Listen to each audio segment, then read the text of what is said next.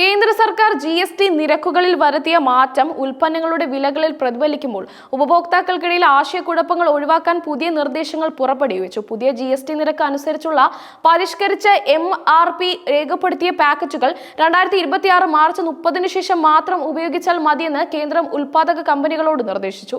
ഇത് വ്യവസായ മേഖലയിൽ വലിയ ആശ്വാസമാണ് നൽകിയിരിക്കുന്നത്. GST നിരക്കുകൾ മാറുമ്പോൾ ഉൽപ്പാദകർക്ക് പഴയ പാക്കിംഗ് സാമഗ്രികൾ ഉപയോഗിക്കുന്നത് വലിയ വെല്ലുവിളികളാണ്.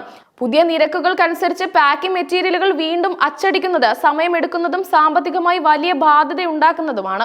ഈ സാഹചര്യം പരിഗണിച്ചാണ് കേന്ദ്രം പുതിയ ഉത്തരവ് പുറത്തിറക്കിയത്. പഴയ സ്റ്റോക്കുകൾ തീരുന്നതുവരെ അല്ലെങ്കിൽ 2026 മാർച്ച് 31 വരെ നിലവിലെ MRP രേഖപ്പെടുത്തിയ പാക്കിംഗ് കവറുകൾ ഉപയോഗിക്കാൻ ഇത് കമ്പനികളെ അനുവദിക്കുന്നു. പഴയ MRP രേഖപ്പെടുത്തിയ പാക്കറ്റുകൾ ഉപയോഗിക്കുമ്പോൾ പുതുക്കിയ വില മാത്രമേ ഈടാക്കാൻ പാടുള്ളൂ എന്ന് സർക്കാർ നിർബന്ധമാക്കിയിട്ടുണ്ട്. പുതിയ വില വ്യക്തമായ സ്റ്റിക്കറുകളോ മറ്റു മാർഗങ്ങളോ ഉപയോഗിച്ച് ഇത് പാക്കറ്റുകളിൽ രേഖപ്പെടുത്തണം. പഴയ വില കാണുന്ന രീതിയിൽ തന്നെയായിരിക്കണം പുതിയ വില രേഖപ്പെടുത്തേണ്ടത്.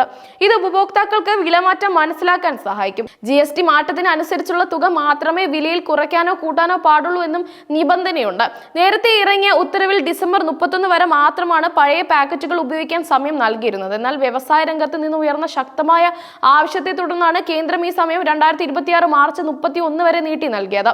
ഈ നീക്കം വ്യവസായ സ്ഥാപനങ്ങൾക്ക് തങ്ങളുടെ പഴയ സ്റ്റോക്കുകൾ ഉപയോഗിച്ച് തീർക്കാൻ കൂടുതൽ സമയം നൽകുന്നു.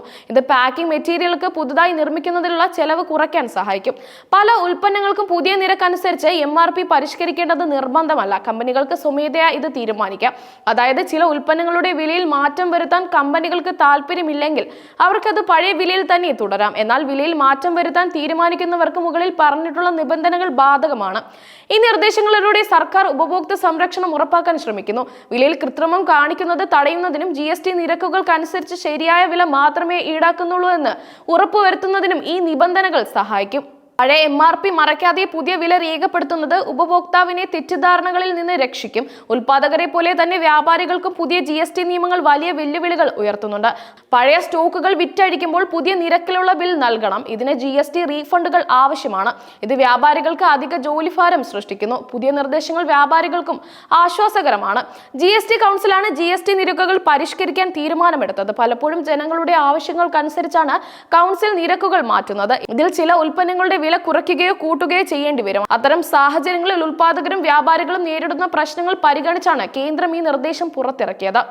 പഴയ പാക്കിംഗ് മെറ്റീരിയലുകൾ ഉപയോഗിക്കാൻ കൂടുതൽ സമയം അനുവദിച്ച് വ്യവസായ മേഖലയുടെ വളർച്ചയ്ക്ക് സഹായകമാകും. ഇത് ഉൽപ്പാദന ചെലവ് കുറയ്ക്കുന്നതിനും അതുവഴി ലാഭം വർദ്ധിപ്പിക്കുന്നതിനും കമ്പനികളെ സഹായിക്കും. MRP എന്നത് ഒരു ഉൽപ്പന്നം വിൽക്കാവുന്ന പരമാവധി വിലയാണ്. പുതിയ GST നിരക്ക് വന്നതോടെ പല ഉൽപ്പന്നങ്ങളുടെയും MRP കുറയും. ഇത് ഉപഭോക്താക്കൾക്ക് ഗുണകരമാണ്. എന്നാൽ പുതിയ പാക്കറ്റുകൾ വിപണിയിൽ എത്തുന്നത് വരെ ഉപഭോക്താക്കൾക്ക് പഴയ വിലയ്ക്ക് തന്നെ സാധനങ്ങൾ വാങ്ങേണ്ടി വരുമോ എന്ന സംശയം നിലനിൽക്കുന്നു. അതിന് പരിഹാരമായാണ് പുതിയ വില രേഖപ്പെടുത്താനുള്ള നിർദ്ദേശം വരുന്നത്. GST നിരക്ക് കുറച്ച ഉൽപ്പന്നങ്ങൾക്ക് വില കുറയുന്നതിനാൽ കൂടുതൽ ആളുകൾക്ക് അത് വാങ്ങാൻ കഴിയും. ഇത് വിപണിയിൽ കൂടുതൽ ഉണർവ് ഉണ്ടാകും.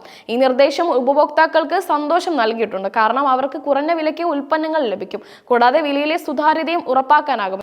ഈ തീരുമാനം സർക്കാരും ഉത്പാദകരും വ്യാപാരികളും ഉപഭോക്താക്കൾക്കും തമ്മിലുള്ള ബന്ധം മെച്ചപ്പെടുത്തും.